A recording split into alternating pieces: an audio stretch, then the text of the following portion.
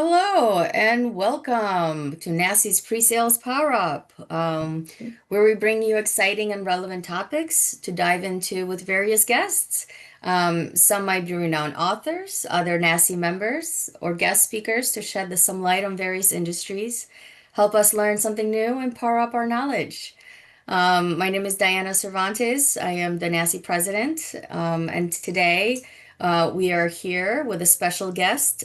He is none other than our winner of 2025 SE of the Year, Ryan Vivianetto. We're incredibly honored to have had so many of our SEs participate this year, and it was very tight competition. So we hope we'll see all of you participate next year. But today we're going to share Ryan's story and bring to you what moved and shaped his year, the customer outcomes, his habits, the preparation he put in every meeting, and how he views leadership. Before I give the floor to Ryan to introduce himself and tell us about a little bit about himself, I just want to put some house rules out there. We want this to be a conversation, so please put your questions in the chat. We will be monitoring that, and we'll have some time at the end for some Q&A as well. But we're very excited to have some. Oh, and I forgot to change a little bit of my slide over here with some of the agenda that we hope to cover. But please go ahead and Ryan, please take it away and introduce yourself and let's have a conversation and learn a little bit about you and tell us what brought you to be an SC and the leader that you are. And congratulations again for winning the SC of the Year for 2025. Awesome, Diana. Thank you so much. I appreciate it. Yeah, so Ryan Bevanetto, sales engineer, global BlackBerry Radar. So a little bit about myself, born and raised Los Angeles, California. Grew up in the industry, right? I've been with BlackBerry for over about 7 years now.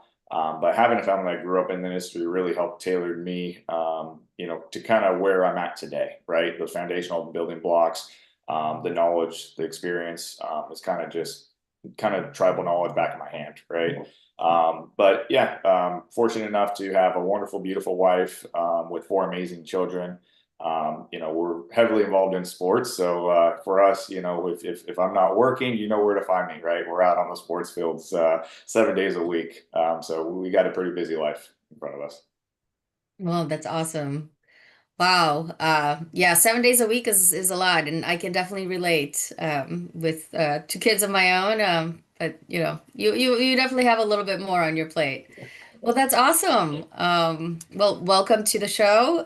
We love to have you here, and I know we have a lot of folks that are looking forward to learning about how you transitioned into being an SE and the background that you have and your leadership. So, can you tell us a little bit about that? Yeah, absolutely. So, for those who saw my video, I'm sure they're well aware. For those who haven't or are joining live for the first time, thank you. I will start out by saying, obviously my path to an SE has been anything but traditional for sure, right? I started out in the field as an EMT, and then from there I moved on to electrician and then an M&R inspector. Eventually, performing inspections across intermodal yards, working for a intermodal equipment provider, right, in the intermodal side of things. What I will say is, I learned the industry from the ground up, right, literally under chassis, at those yards, on those terminal floors. That frontline exposure, right, really helped shape me into the leadership and the leadership philosophy that I lead with, right? It taught me that technology, right, only matters when it solves real world operational problems, right? Having that credibility is earned, right? So when you understand the work at a deeper level than just a dashboard, that's where the value comes from. Wow. So, what changed that approach? So what changed that approach for me personally was really, a pivotal moment in my leadership, right? Evolution was when I realized that I couldn't just outwork the problem, I had to outgrow it, right? And so the go-to technical problem solver model just doesn't scale, right? So when I began, leading larger initiatives, as like, including North America's largest GPS rollout that we did based on deployment, I understood that it wasn't the value in having every answer, right? It just wasn't. So for me, what I took time and I stepped back and I reflected on it. My responsibility at that point became to, create organizational clarity, build scalable enablement, and then also remove any systemic friction, right? Those are three key things that I focused on. And that shift from being the person who does the work, right, to the person who actually enables the work, transformed my approach and allowed our organization and our teams to operate at enterprise scale. So how does one do that? How does what are some of the steps that someone might do that? You don't have to go into a lot of detail, but like when you first decide that you want to, okay, I need to do this, like, is it like, I don't. I mean, there's no rhyme to reason, right? It's just kind of understanding and like knowing you have to be agile, right? And I think it kind of goes back down to my base roots, right? It's like, I was an athlete, right? I'm an ex-athlete, and knowing, preparation is everything, but you're going to have dynamics just like, in the field as an EMT or certain things, things are going to have to come up, and you gotta be agile, right? And you mhm, have to understand and learn how do you change gears and shift to be mm, successful, right? And so I think those foundational building blocks and those life experiences help me kind of build that into my leadership style. right? And I bet the EMT skills and triaging got it came in handy. And having Yep. those planned out, the game theory that you have when you're playing a game. Wow, that's pretty cool. Did you have a family at this point when you first started? So Yeah. I actually did. A very young family, so it was hard, working 72-hour shifts and then going back and overloading and doubling up. I was in school, doubling up, taking the amount of units that I'm supposed to. So there was a lot going on there with a newborn and a young family and school. So sleep wasn't heard of, right? Like, what is sleep? So, well, I my philosophy too on that is, I tell my kids today, even especially my oldest one and my middle one, because they're of age. But I say, look, there's two ways in life you can look at it. It's either hard now and easy later, or you can have it easy now and hard later. You choose, right? And so they know my style is hard now, easy later. And so, it's nice to see, and implement it and put that forth. yeah, that sounds amazing. I know a lot of our listeners probably relate to the fact that a lot of the hard now definitely pays off later. I can relate as well, and I can definitely thank my spouse for supporting me in those moments where the calls have to happen the next day and the work has to happen today. So we definitely appreciate your wife for just picking up the slack and helping out there with the family aspect of it. Well, that's awesome. So you had responsibilities that came up, and you had to create organizational clarity. I was just wondering about that specifically. What kind of support did you have on your team, your leadership on that? Because I know a lot of times when you know for example, there were times when I needed to do certain things. Did you get the support that you needed from your leaders within the company when you knew something had to be done, or did you have to kind of, you know, sell it? Yeah, no, that's a great question, Diana. And I think it really comes down to building that credibility, right? When I came to Radar, there was no sales engineering function at all, right? I had to build it from the ground up. So, obviously I've been with Blackbird for 7 years now. So I think, over time and the evolution of time, right, that credibility is earned, that trust is earned, right? So when I go to them and, to the leadership, or my colleagues and my peers, and I say, hey, look, this is what we need to do. We need to make some adjustments, right? Obviously, you need to have some supportive, conclusive evidence to back it, right? Mm, But at the same time, hey, you own it. We trust you. Kind of run with it, right? mm, And so, it's a collaborative effort, right? It's just yeah. not a one person thing. It's a collaborative effort, and those conversations take place. Yeah, no, that's great. That's one of the things probably our listeners are wondering, like, how do you build that trust and credibility? So you might probably get some requests for some mentorship there at some point in the future. It's a hard thing to do, is figuring out kind of how to do those things. So you probably might get some of those questions. Um, no, that's wonderful. Okay, so shifting a little bit more towards building that repetitive enablement and toolkits that you built. Tell us a little bit more about that process and how you realize that you need to multiply yourself in a way where you're not quite there, and still be able to get some sleep, and you can still get the job done. Yeah, no, absolutely. When talking about that, right, building repeatable enablement or toolkits, right, that help deliver value. For me personally, I believe elite pre-sales organizations don't just rely on individual heroics, right? They rely on standardized excellence. Okay, so consistency drives predictable outcomes, right? Faster deal cycles and unified customer experience.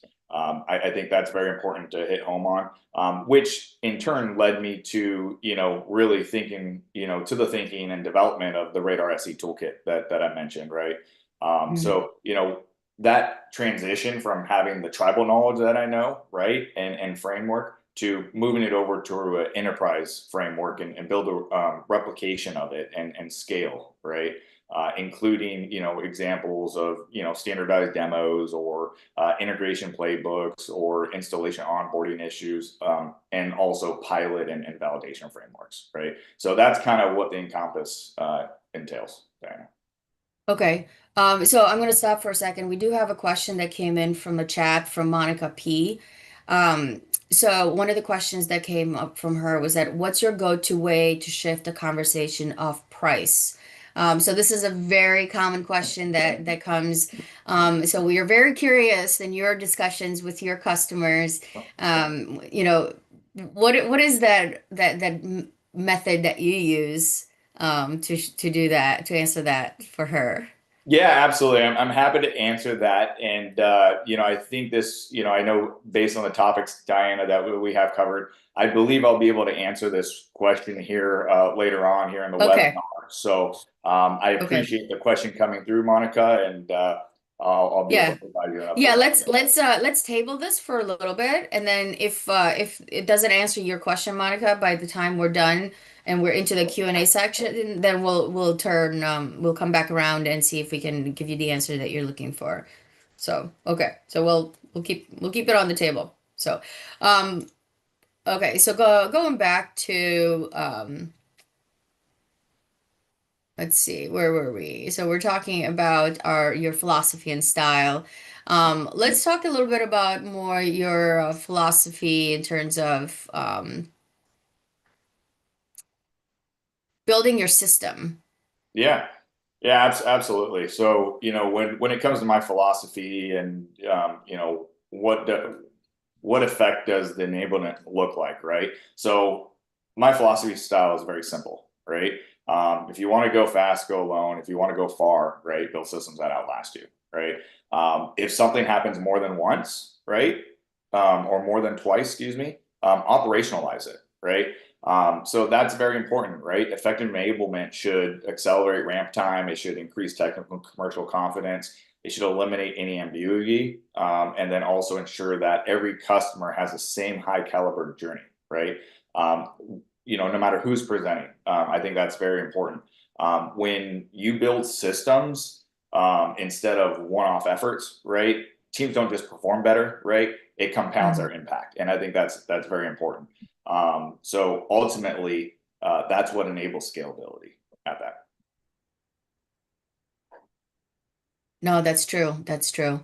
Um, we have actually another question that came through. So let's see if we can answer this one. So this is coming from our YouTube channel, from Chad 16541. Did you have any upper management that did not want your change opportunities? And how did you overcome that?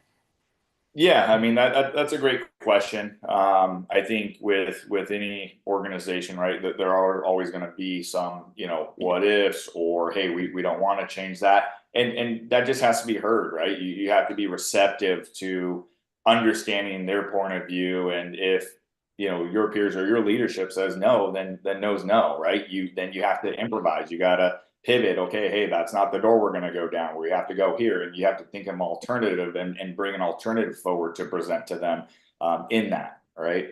So that's the way I would answer that, Diana. Yeah, no, that's a good point. And I think a lot of us have gone that route where our vision has not fully aligned with leadership for one reason or another. And I think it's your answer is absolutely right. So you just have to find an alternative that aligns as close as possible with their vision, and just find a way to make it work. And eventually, your vision might at some point align. If it doesn't, you just have to go along with whatever that vision might be and make the best of it.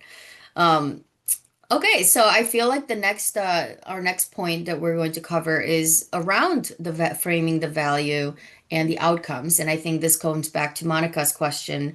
So hopefully this will answer. So tell us a little bit about how you frame the value and the outcomes without leaning on the price.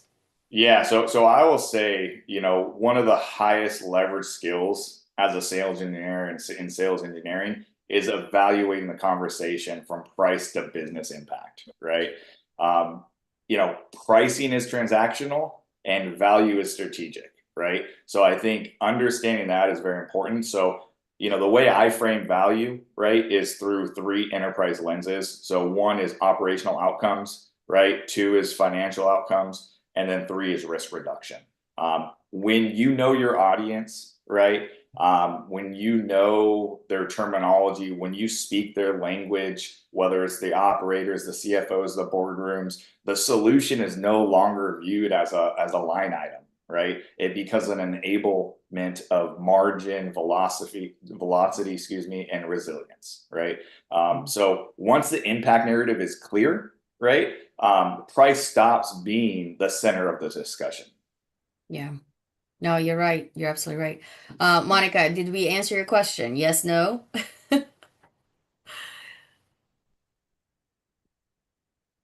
Well, we hope that was a yes. If we can elaborate any more, please let us know. Um, so what's so discovery is a huge aspect, and I'm a full proponent of having a very thorough discovery at some point in the conversation. Like what is and this is kind of a trick question in a way from me to you. How much discovery is enough discovery?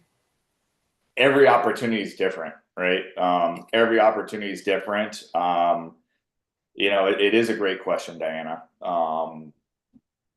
It really depends. It depends on, not only, so you as a SE knows your knowledge, your capacity, and what you can bring to the table, right? It also is viewed as how much knowledge does the account executive or that sales manager that is also in that call with you, right, that you're supporting, um, have, right? And that I think is a crucial point, is really deep diving into the discovery to ask those deeper, not necessarily technical questions, but operational impact questions, right? What do they need out of a solution? What are they looking for? What are their pain points? And it's more focused on that and taking those pieces away to say, okay, aha, okay, I have them and I understand what is needed. If you don't get that on the first call, yes, a lot of times you're not going to get everything on the first call. You may have to set up a follow-up call, right? Because there's also different divisions within the organization that you also have to discover into, right? So getting into that level, building that relationship and doing the discovery, it's about building champions for those teams internally on their end that will help sell it internally and as you work through the discovery process. That's right. That's right. I feel the same way. One analogy that I've heard before, but one of the I can't the name escapes me. I believe it's Chris White. Um, he was no Cohen. Um, it's been a long week. But he was saying that you wouldn't go to the doctor and say, "Oh, first visit, I know exactly what's wrong with you." the doctor would ask you questions about what's wrong with you, what brings you here, so Absolutely. forth. So enough is enough until you know what's wrong, not make assumptions. So, very good. Oh, very good. So I know this goes back to kind of your being an athlete and just being your mentoring and balance and habits. Tell me a little bit about that and your sustained performance. Yeah, absolutely. Sustained high performance isn't created through intensity, right? It's created through clarity, discipline, and structure, right? For me as a leader and a mentor, right? I focus on developing people through three principles, right? So that's context, framework, and confidence, right? So examples of those from a context perspective, right, would be, you need to understand what the individual is aiming to achieve so that way you can provide the proper guidance, right? When it relates to framework, right? An example of framework, you want to replace any ambiguity with models, right? Or for discovery, storytelling, like we were just chatting about, or any technical validation. And then when it comes to a confidence perspective, most people already have, right, the capability. They just need a leader who's going to give them space, right, and the tools to trust their judgment, right. And I think that's very valuable as a takeaway. Great leaders don't just answer questions, right. They build people who can solve problems without them. So that's kind of my viewpoint, kind of where I'm at with those habits and sustained performance for the most part. No, that's a good part. We do have one more question that came through the YouTube channel. What about from Yuri uh, Oz 4? Um, okay, so for teams that will still rely on heavily on tribal knowledge, where should they begin if they want to build real enablement systems like yours? That's a good one, and I could appreciate that question. So, that tribal knowledge. First things first is get it on paper, right? Start documenting, get it on paper. Once it's on paper, then you can start dissecting it, kind of breaking it out. As an SE, right? I like to say an SE is really like a nucleus of the organization, right? They work with several cross-functional teams, whether it's engineering, whether it's product, whether it's sales, whether it's marketing. So there's a lot of facets to it. So get it on paper, document it, and start meeting with those leaders of those different organizational cross-functional teams to figure out what can you do to bring that tribal knowledge and actually put in motion and create an enablement toolkit, right? Very similar to what Radar SE toolkit became of today. Just to piggyback on that question, actually, do you use a specific tool, like a product tool, or Yeah, I mean, we do have some resources and some tools internally, right?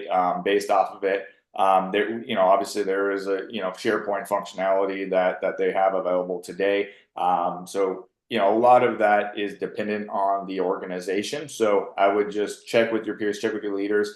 They may have one place in today and looking to pivot, right? You want something that's easily accessible to everybody where they can be a go-to form from an enablement side. Mhm. Yeah, we've in the past we've used a lot of different systems. However, a lot of times it's like you said from the very beginning, it's like getting it down somewhere. Yeah, yeah, Wherever it is, I've actually written a playbook in the past where all it was is a Word document and just link to it. Just have it down somewhere. right, right. Uh, Yeah. and it worked. It was like a chapter book, right? Like, Well, I mean, you think about it, right? And again, we talked about ramp time and all these yeah, different things, right? And if the resources and that enablement platform is built, it's designed for a purpose, right? It's designed to right. streamline everything, right? Yeah, So that way, the reps or the SEs or the AEs, right? People don't have to try to dig and look and find the right, answers. The answers are right in front of them in one right. location, right? And And that's it the also whole depends on intent. who the person is. Like if someone's in the field, you want to make it as low tech as possible. You don't want them to see, end up in a position where they're, no Wi-Fi or no internet. and they can't get to what the information they need. Exactly. So kind of adapt to where the people are, where they need to be. No, that's great. I appreciate that. Um, and then the other question I was wondering about, and I know a lot of people are probably wondering this, with a family and everything else. And I recently sat on a presentation by the president and CEO of Northwestern University Hospital, and as you can imagine, it's a very, very large organization. And my question to him was like, how do you do it? Uh, manage everything and still, be able to function as a human with a family. So my question to you is, how do you do it? How do you manage to create all of these things and be the person that you are at work and create all of these beautiful systems and processes and be the mentor that you are at work and yet still have that balance and be at your kids' soccer games and be the husband that you can, um, and have that balance and put a Yeah, smile on your face and it is because be here with us today. for me, everybody has their own way they do it, right? For me personally, what works is, I look again from a competitive nature, right? As an athlete, ex-athlete, for me, balance is a strategic advantage, right? That's how I view it as. So my beautiful wife, my four children, right? They're the center of my gravity. They're the reason I protect my energy and I lead with intent, right? So I would say professionally, I anchor myself with three habits, right, that compound over time, which is daily prioritization, right, around the highest value activities, because that's imperative.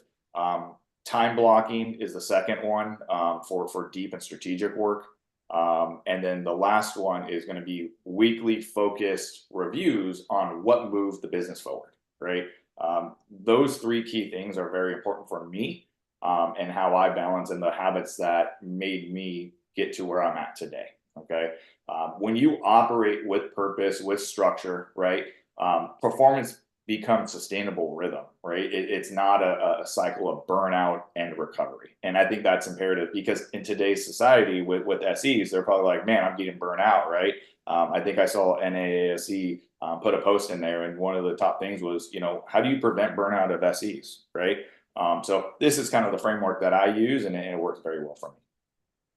I would love it if you can speak a little bit more about that. Maybe not in this format today, but Yeah. just, be able to kind of share, what your daily routine is. Do you, weekly routine? Maybe write a blog about it. I think that would be amazing.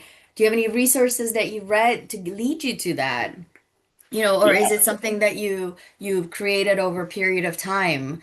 I know all of us are chasing that secret sauce of how not to end up in that position because the information is just multiplying exponentially every day, and then we all feel like we have to keep up with it. And family is there, and I feel like a lot of us are trying to keep that balance. Um, so. Um, Yeah, feel for free sure. to. For sure, definitely, definitely help out where I can, right? As you mentioned, kind of already know how busy and chaotic, my life is between work and balance and everything like that with sports 7 days a week. And being the husband I am and the father. But yeah, definitely where I can help out for sure. I would love to. I'm really big into mentorship and helping give back to those who gave to before me, right? I think that's really important to keep giving back for sure. That's awesome. Well, we thank you. There's one more question that came up on YouTube chat. So from Aisha K, you mentor future leaders cohorts. What patterns do you see in new SEs who level up fastest? That's a good one. I think I kind of got to look at that. Yeah, so um, mentoring individuals and future leader cohorts, that's again personal to me, right? Because what I just mentioned of trying to get back to those who gave before me, right? Keep the legacy going, keep it continuing. What patterns I see in newer SEs who level up fastest, that it's not a one size fits all, and I'll be honest with you, right? I will say drive, right, is going to be a key indicator. Mhm. How well they grasp that knowledge, right, and put it forward. Do they have leaders that support them in their growth initiatives, right? So there's a lot of elements that come into play. So it's not a one size fits all, but it's timing too. Timing is everything as well, right? So I wish I can answer it, better than that, but really, in reality, there's a lot of moving parts that kind of have to fall into place to help support, the fastest. And if you're, like I said, if you're looking to go fast, go alone, right? So it's not always about growing and leveling up as fast as you can. Yeah. Soak what you can and take everything you can in, learn, and that learning and that experience and that knowledge will help you grow to get to the next level, right? Yeah. No, that's great. Great advice. All right. I don't see any more questions. Any other nuggets of advice that you have from your career? Um, I mean, if there's not any more questions, I mean, there is a closing remark that I would like to say. I don't know if we're at that time now. I know we still got a little bit, but happy to support any additional questions. But I would just say, perseverance before closing remarks. I would just say perseverance, right? I think perseverance is everything, right? You're going to be throwing things, and you're like, well, how am I going to get this done? There's going to be deadlines, and you just gotta, you gotta look at where's the silver lining at, right? And it's like just because you may view it as a negative connotation, it's not necessarily negative, right? You got to learn how to take that negative, use it, and turn it into a positive impact, right? And so I just personally that's what I do, right? And it just mentally it will help move you forward and it will help you get through what you need to get through rather than sitting there in front of a computer thinking, how am I going to get this done? And you're just blaring at a, staring at a blank screen, just like, okay, well, I need this. Here's the deadline. What am I going to do? Right. So you just got to do that and just put into action because delaying it's not going to do you any good. I agree. I agree. And use every single experience as a learning experience. Even Yeah, if it was even if it was a great experience, don't look at it as like, yeah, and that's it. Look at it as like, yeah, and then what? exactly. It's always Exactly. that, and then what? I've Yep. And I would say too, like, go back in your own personal story, right? Any of you guys, right, that are listening in, go back to any of your personal stories and find a time of, what did you do in this situation, right, that you came across when things got tough, right? And figure out how did you get through that, right?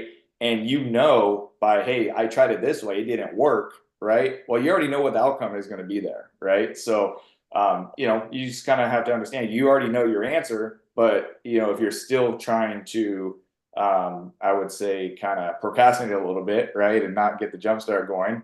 Well, again, like I mentioned, that's not going to do any good, right? So you know the answer is just putting it into motion. yeah. This was amazing. Thank you so much for sharing all of this with us. It was I think it's eye-opening to see other successful folks and how they operate. Um, it's encouraging.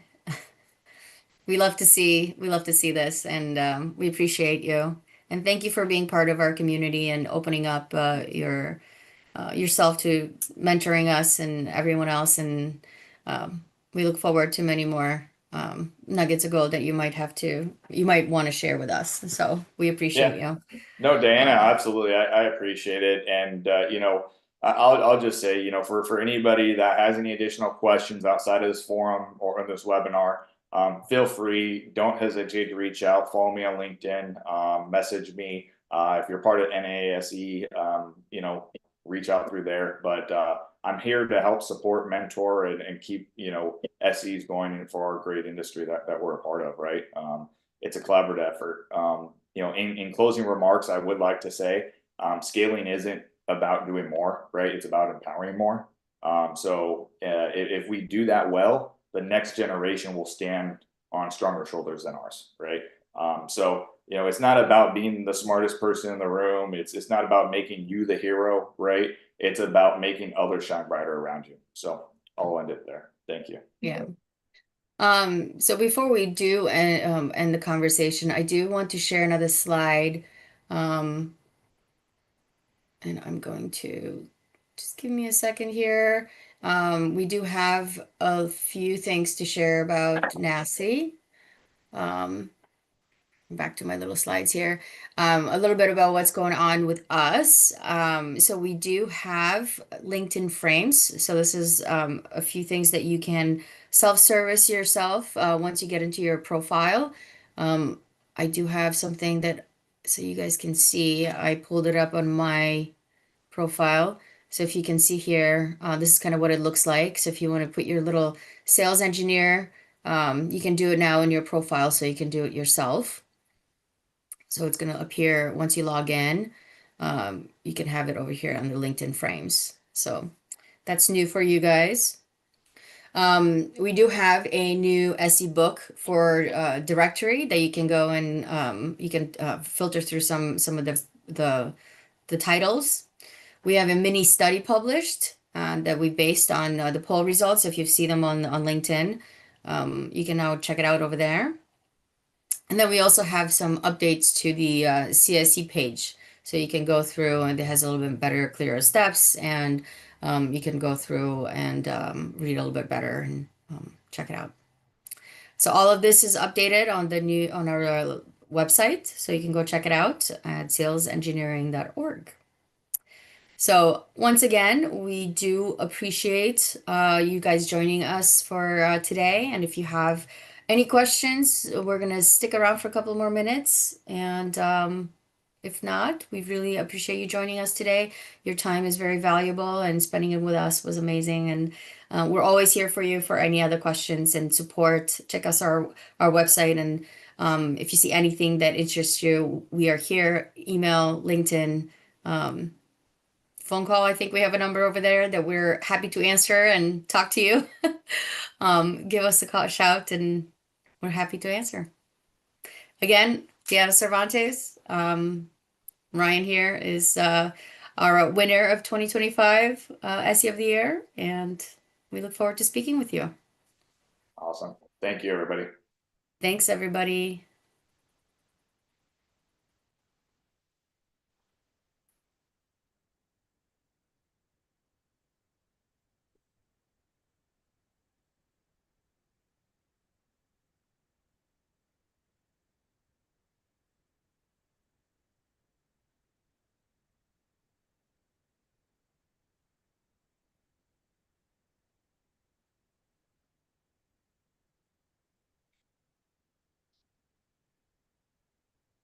Oh, Uriah says, thank you, Ryan. Awesome. My pleasure.